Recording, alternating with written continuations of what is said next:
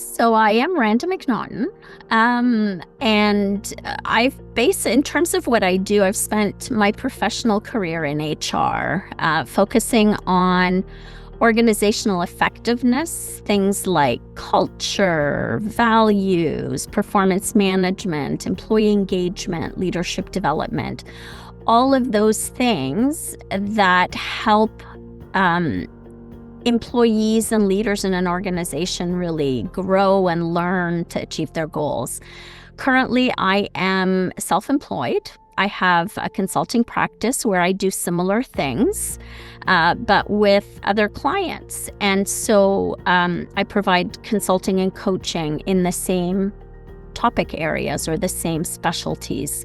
And it's really thinking about, how with all the changes organizations are focused on right now, how can they maximize their impact by engaging and inspiring employees through leadership development. My introduction, or I guess my interest in character, began shortly after the publication of Leadership on Trial manifesto. And it was such an eye-opener for me because I was introduced to the IV team because of it was something we wanted to introduce to the leaders of the organization I was working at the time. And it's honestly, I've just kept deep diving into it and stayed in touch with the practice, the principles behind it. I spent some time really understanding it, and I found that it's such a differentiator from the competency-driven work that I was so focused on. It can, it goes hand in hand. It's not one over the other. But I especially appreciated the articulation of leadership as a disposition and the relevance of character at all levels, all roles, individually as well as professionally. And I've just kind of stayed in touch with it. And so when there was an opportunity to become a certified, leader character practitioner, I was, I think, one of the first to say to the IV team, sign me up. And it's something on a personal level that is about me and my view of the world that's helped me reframe those perceptions. And on a personal level, I've been able to leverage it to help individuals and organizations, whether it's through my coaching practice or even as a professional, self-employed, consultant. How am I showing up during those meetings, those discussions, and the solutions that I'm offering? So, it's who I am and what I pay attention to that has driven me and really helped to keep me grounded in how I got started with it, and the belief that it's important because when we are clear on who we are, it helps us reflect on, who are we with and how are we showing up? What are those decisions that we make? And again, that view of the world impacts all of those things. So it's really helped me on a personal level, which has impacted my professional. What I was hoping to get out of the program, both on a personal level as well as on a professional level, a few things. One, on a personal level, it's just to strengthen my character as an individual, as a human. And, I like to describe it to my one grandchild as I do my homework, my nudges at the end of the day. What are you doing? I said, I'm doing my homework. What homework do you have? What's it all about? I said, it's to be a better person. And that, to me, is what this is all about, is to help us continue to grow and be better as human beings. So that's on a personal level. On a professional level, to really deep dive into the nuances of the framework. I mean, it looks so simple when you first look at it, as overwhelming as it may be. But there are so many nuances and there's such depth to it.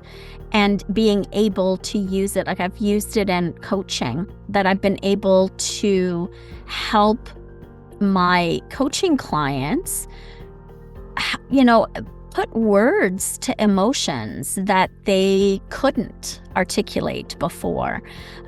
So, instead of, having someone be told, like, you're emotionally volatile, using the language of temperance and the behaviors under that dimension has helped, leaders, individuals be more receptive to some of the feedback and their willingness to modify and adapt to various situations. So, again, my self-awareness, as well as elevating the self-awareness of those that I work with on a professional level and on a personal level, right, with family and friends.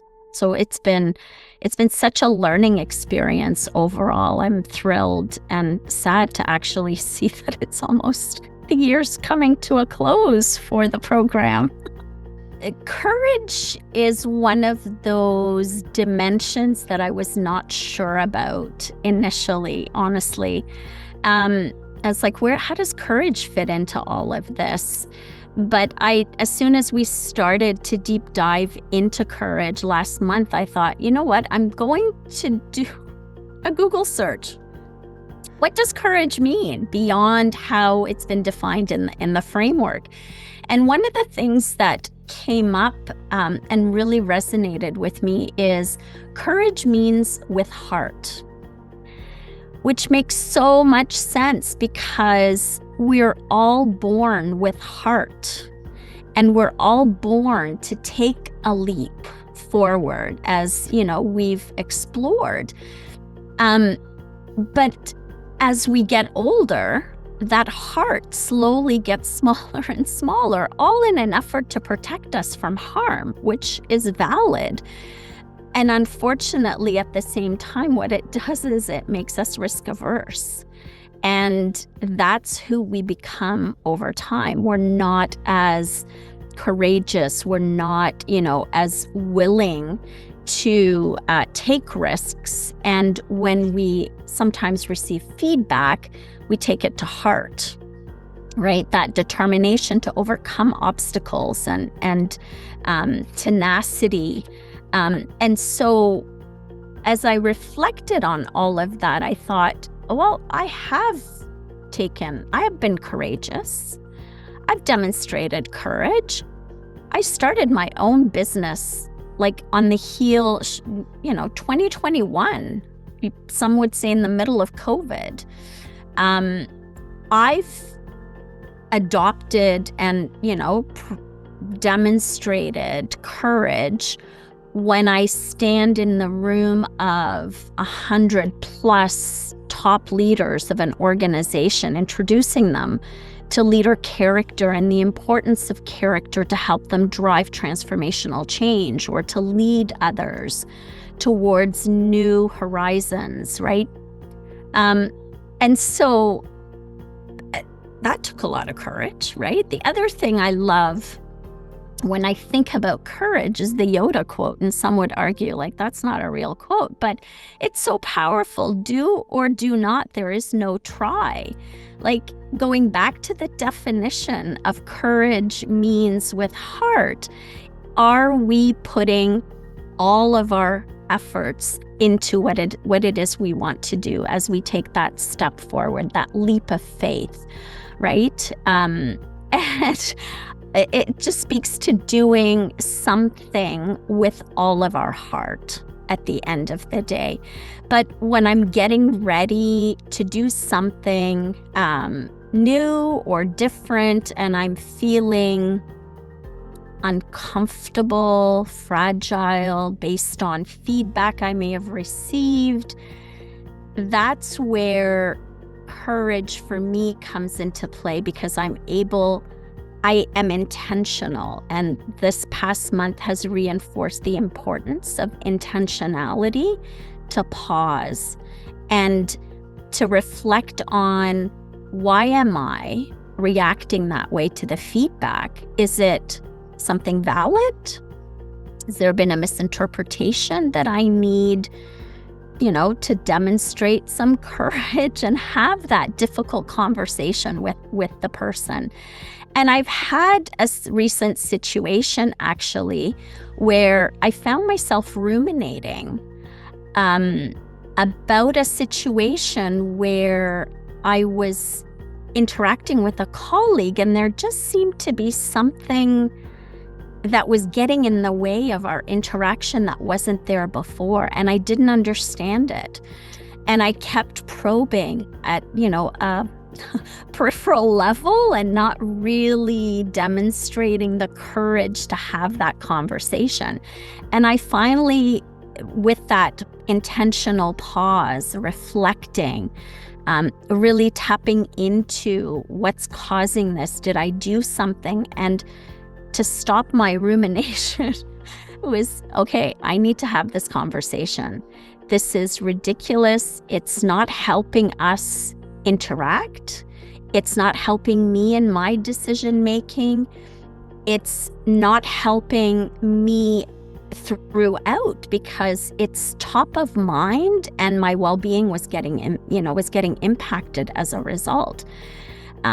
So I took the plunge, and I scheduled time, and I had the conversation, and it was a misunderstanding all the way that was causing me such anxiety. It was not worth it. And had I not taken the time to stop and reflect and put my emotions aside and not feel so vulnerable in a negative way, I wouldn't have taken that leap forward to do. And courage was, interestingly, this happened while we were focused on courage. So it was such a great opportunity to put it into practice for me personally.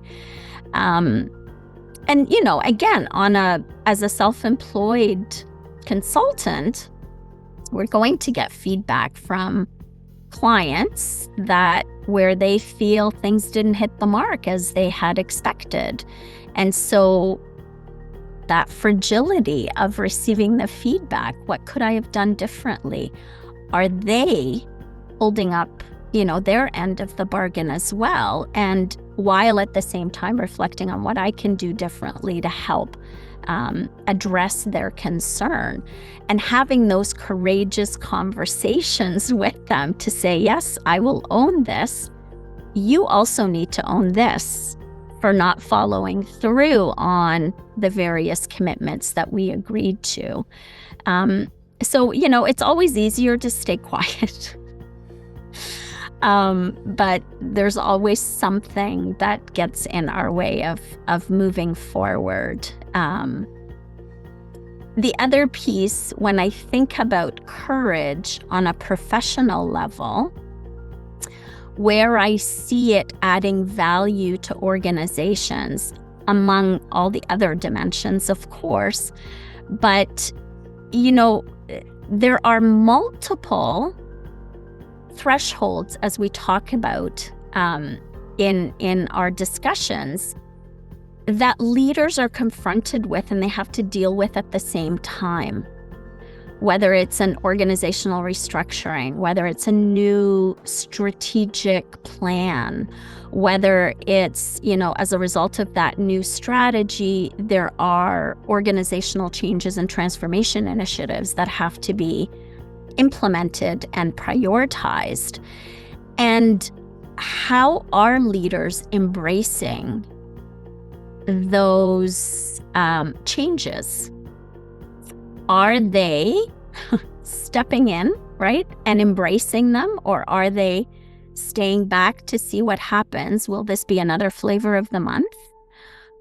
Why do I need to change? Because what got me here will continue to drive my success forward. And so,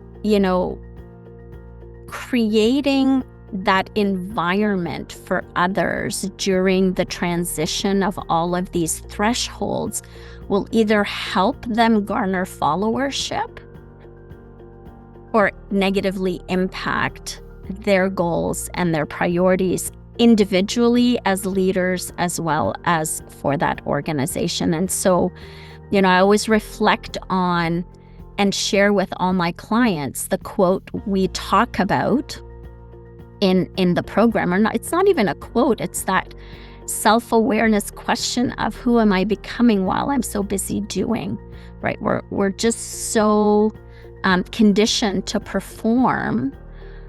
We don't stop to think about doing things differently and how our courage can help galvanize our progress even further along the way. So those are just some reminders for me or examples of courage as a critical dimension personally, as well as in my practice overall. For me, it has been the accountability piece, because I do need that. And I do need to know, like, at the end of this journey, someone is going to ask me questions that will force me to reflect on my experience. And I need to have that experience to be able to contribute. And I don't want to be that outlier. Number one. Number two, it's been interacting and learning, right? The interaction with others going through the same experience, the same development journey, and hearing about their challenges along the way as well, and learning from how they've overcome those challenges. And so you don't feel like you're on an island all on your own. And absolutely, I think it's really important for us to do that individual reflection and follow it through with that interaction.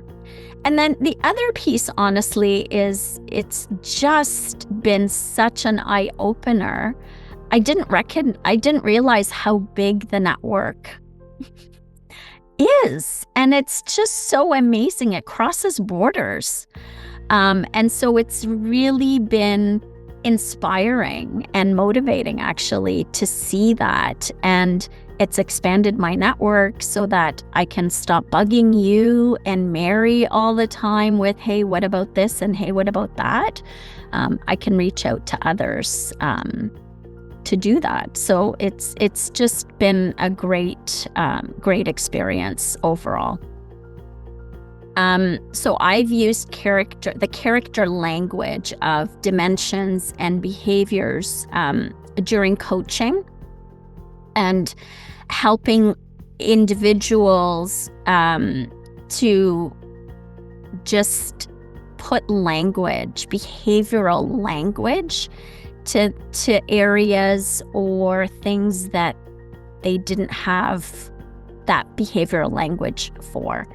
And leaders have told me that they found it helpful to have that language, again, for those intangibles that they weren't able to name before. So that's one piece.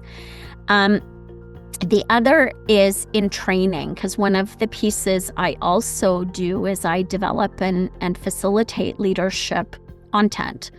And so it's language I use with leaders to reinforce the importance of strengthening their self-awareness for how they're showing up during the good times and the not so good times. So that context piece and pace, right, in which we find ourselves. And, depending on how they're showing up, will others follow them? And are they aware of the impact that they're having and the gap between their intentions and that impact? One of the pieces I love to quote is, I've used the Tasha Eurich research on self-awareness, right? How many of you think you're self-aware? Well, according to this research, guess what?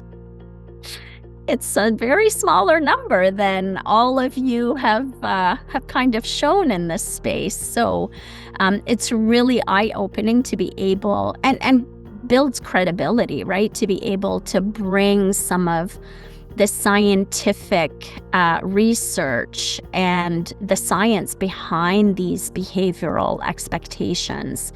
And then, more recently, a colleague of mine and I are partnering with an organization to, and we've embedded leader character into a change leadership program as the foundational piece across all sessions or all modules, as a critical element for leading and inspiring change for an already successful organization. So how do you take yourselves and the performance of the organization to the next level?